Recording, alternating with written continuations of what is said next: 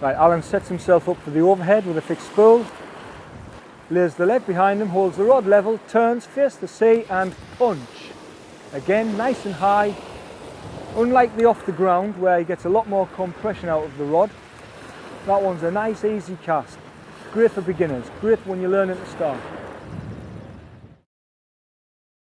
The off the ground cast is the forerunner of anything else. I mean, it's the first cast that most people master. Lead on the ground just behind the rod and a slow sweep, leaning back as you do so. That increases the power into the rod. Once you've mastered that, then you can move on to the pendulum, and that's what we're going to do next.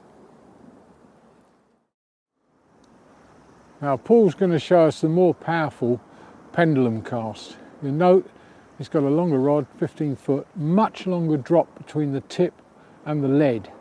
In this case a rather attractive yellow ball which you can see.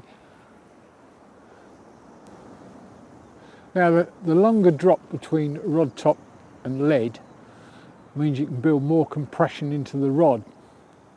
The lead is swung pendulum style, hence the name pendulum, and he takes it forward and then back, and then as the rod bends in he gets a much longer sweep of the rod and the lead, and it goes a bit further. That's the theory anyway, and in practice it does.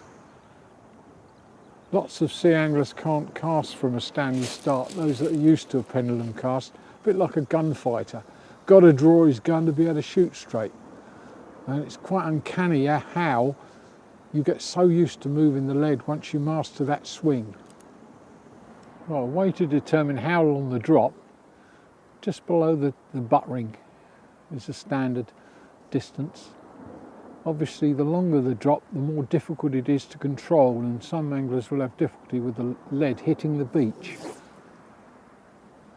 But eventually you get the drop worked out that suits you, and you can cast without catching the beach.